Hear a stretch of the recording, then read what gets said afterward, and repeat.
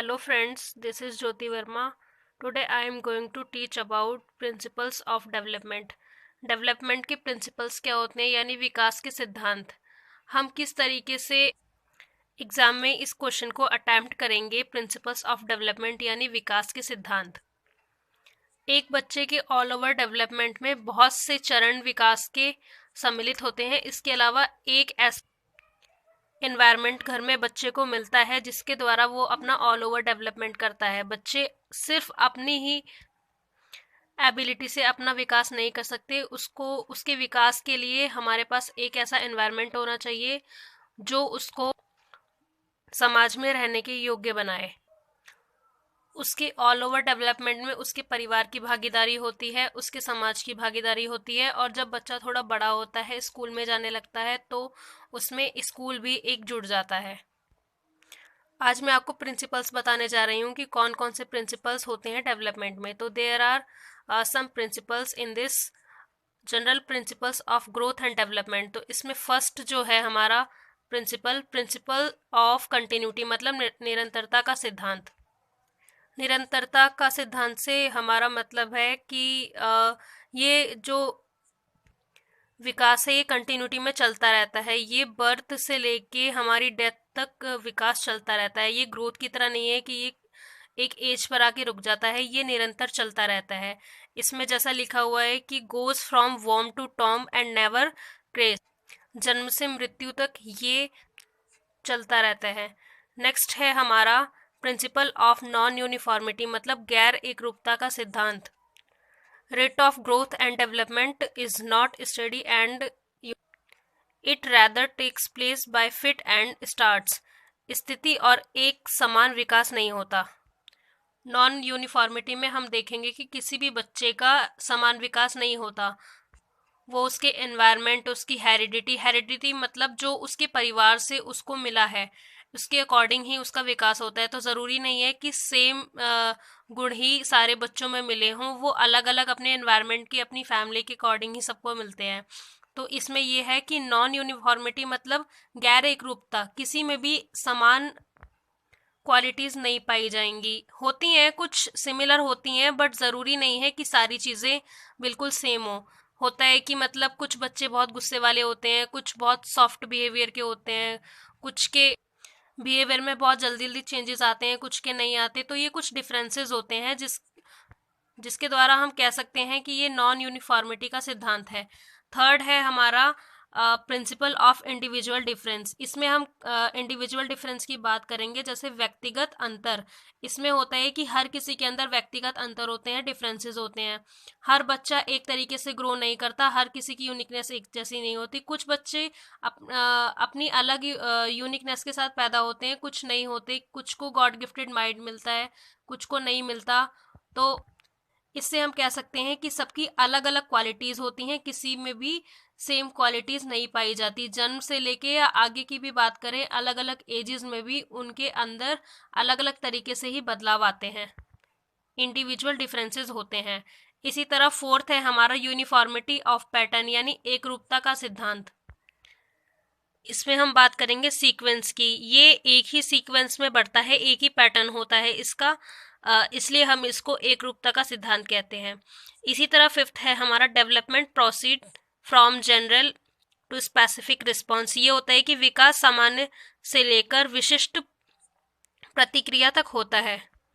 इसमें हम as an example देखेंगे when a new born infant, मतलब इन्फेंट का मीनिंग होता है शैशवावस्था, जब बच्चा बहुत छोटी एज में होता है, आफ्टर बॉर्न। तो जब वो रोता है, the whole of the body is involved with growth. तो ग्रोथ के अंदर उसकी पूरी बॉडी इन्वॉल्व होती है, बट ऐसा होता है कि the crying is limited to vocal cord and eyes etcetera. लेकिन हमें जो शो होता है वो यही होता है कि रोते समय बच्चे की आवाज़ आती है और उसकी आंखों से इफेक्ट पता चलता है कि वो बच्चा रो रहा है, लेकिन उसकी जो ग्रोथ है वो पूरी बॉडी को इन्वॉल्व कर रही है इसके अंदर। नेक्स्ट प्रिंसिपल हम देखेंगे प्रिंसिपल ऑफ इंटीग्रेशन, यानी एकीकरण का सिद्धांत।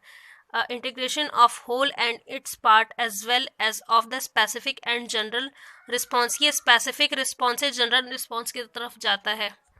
एक बालक का जो विकास होता है वो सामान्य से विशिष्ट की तरफ होता है।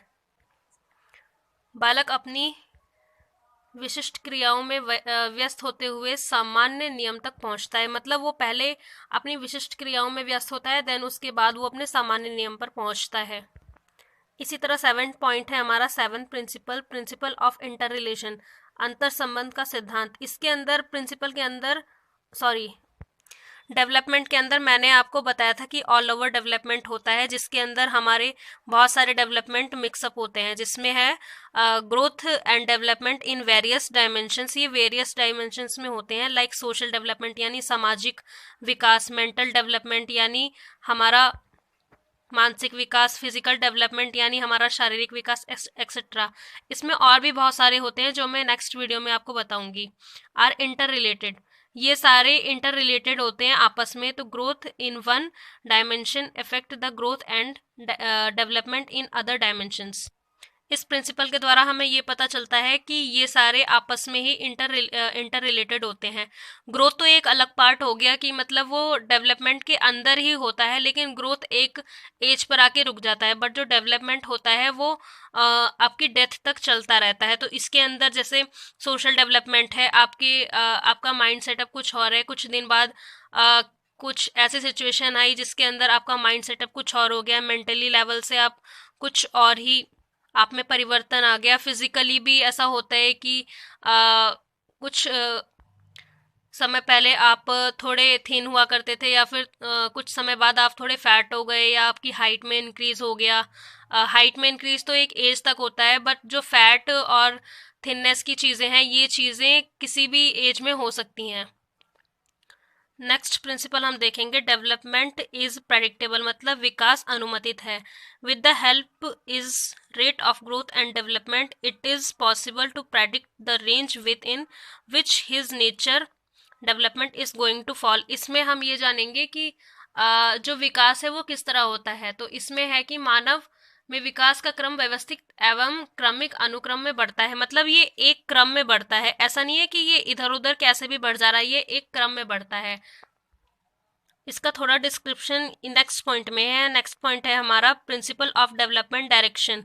इसमें है कि हमारा विकास जब होता है, मतलब बॉडी की जो ग्रोथ होती है या किस तरह होती है, इसकी क्या डायरेक्शन है, तो इसकी ये हेड से फीट की तरफ बढ़ती है। ऐसा नहीं है कि ये मतलब चौड़ाई में बढ़ रही है, ये पहले लंबाई में बढ़ती है। जैसे हम साइंटिफिक रूप से देखें तो इसमें भी ऐसा होता है कि जब बच्चा गर्भ में भी होता है तो उसका पहले हेड से लेके फीट तक की लंबाई बढ़ती है, देन उसके बाद उसके हाथ वगैरह और उसकी फिंगर्स ये सब बननी स्टार्ट होती हैं।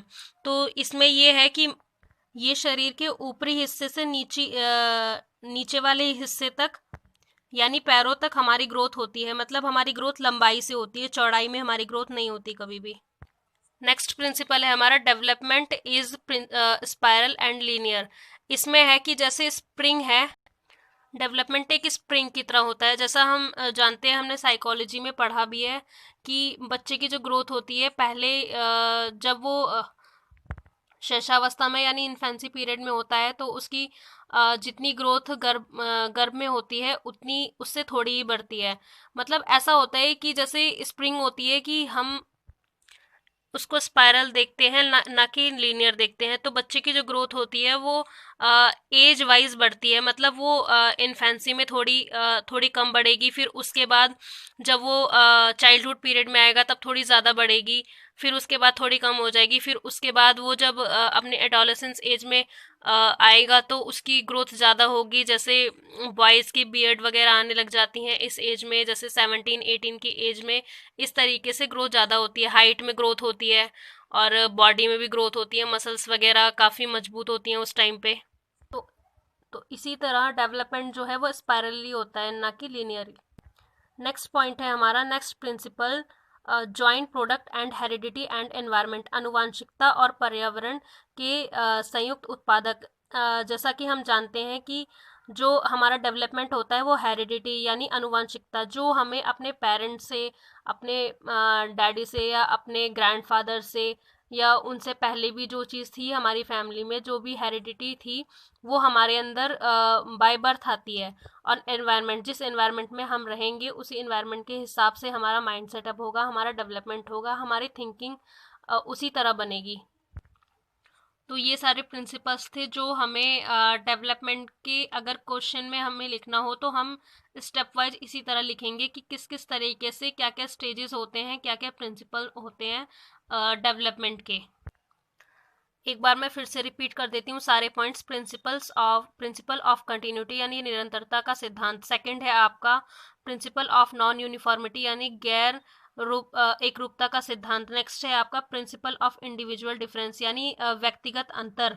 फोर्थ है आपका यूनिफॉर्मिटी ऑफ पैटर्न यानी एक रूपता का सिद्धांत। फिफ्थ है आपका development proceeds from general to specific response यानी विकास सामान्य से लेकर विशिष्ट प्रक्रिया तक होता है।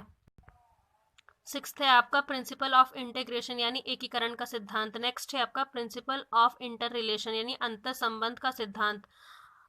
उसके बाद है आपका 8th पॉइंट जिसमें है डेवलपमेंट ऑफ प्रेडिक्टेबल, ये है विकास अनुमानित होता है।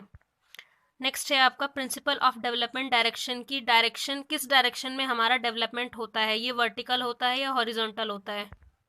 नेक्स्ट है आपका principle is development is spiral not linear, ये स्पायरल होता है, लीनियर नहीं होता।